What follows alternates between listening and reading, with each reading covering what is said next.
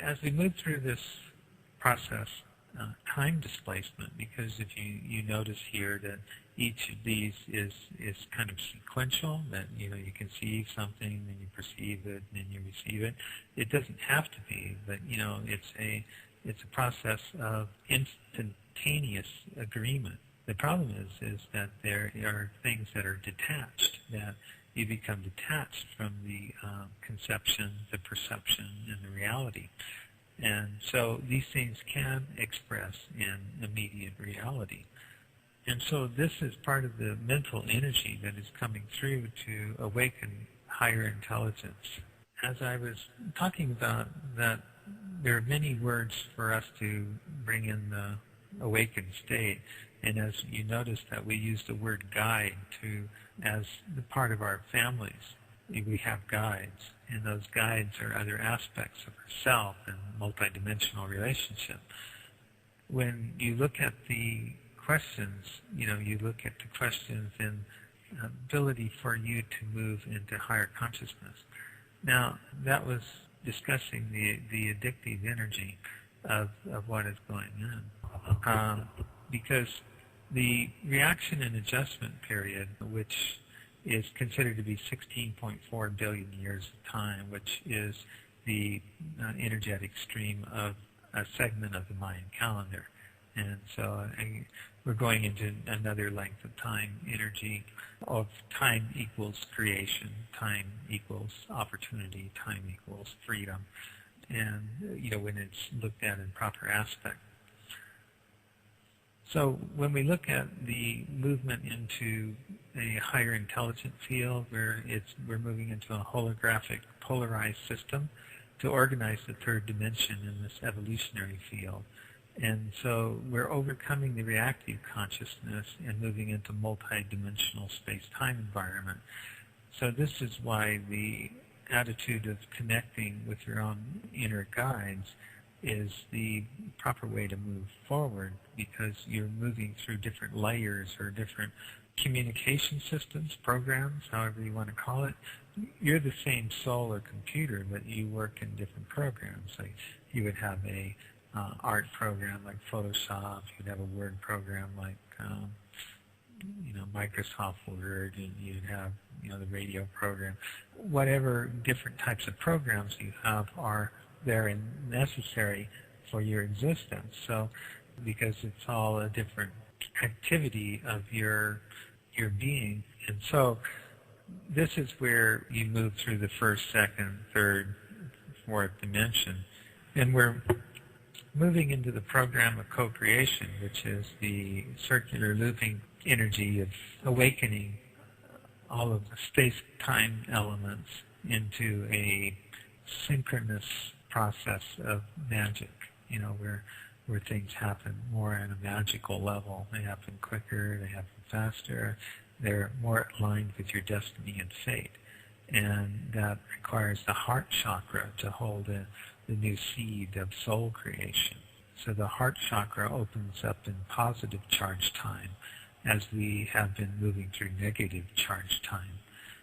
Negative charge time is when it moves towards entropy, which is the reduction of energy. Positive charge time moves geometrically and opens up and spins through curved space. It moves into a place of the curvature of space rather than a linear segmented space that has been the process up until now. So in this age that we may call the galactic age, that the seers, sages, teachers, guides, and star beings are connected to the same higher mind. And through this compression of spiritual consciousness, we are going through accelerations. We are going through rarefication. As the air gets lighter and thinner, the vibration of your natural being, it increases in speed as it moves through a lighter density. So that's simple enough. And as you move into this lighter density, you feel more and more the weight of the blocks and disturbances that are part of the human condition on a larger fundamental. And so I'll go back into what is going on with the karmic destiny.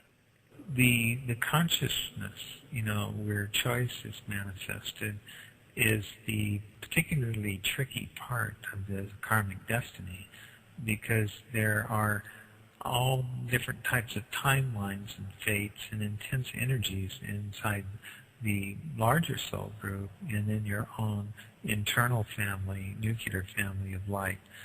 And then in the same manner, there is the rubbing up or the temporal agreements and demands and responsibilities that are in a part of human interaction. There are both the energies of the positive and the negative of issues of freedom and or abandonment of a person's process. Overcoming the addictive personality shows that there is the awakening of powers in that period of time. And not to go into the negative issues on this, that when releasing the ego's necessity to control, there's an agreement to embody along a deeper experience level. And because addiction is separation and will ultimately result in the loss of sovereignty, because whether it's an addiction to government or a government's addiction to debt money or person's addiction to some sort of food or drug or emotional addictions to ideas and things, that those are the movement away from codependence.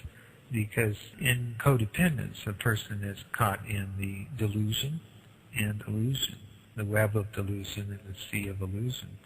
So humanity is an addictive creature, and the reason why it's been this way is because this is the energy period of reaction, and we're ending this period of reaction and moving into co-creation. There needs to be space created in order to bring this to the next level. In order to move, you have to create some space. In order to explain this right, there is the need to give yourself room, as it were, in order to be able to vibrate more fully along your pathway. And also in order to create the prana, or the breath, that will be part of your future. Acceleration of consciousness is what this is about, and that we are moving through this 0 point. And so when people are moving into a consciousness of being able to be the conceiver, perceiver, and receiver of the same energy, then you will be able to awaken your mind in a centered sacred space. And that will allow you to start to radiate and be of service and radiate through the heart chakra, which is the heart chakra is the guide of the next energy.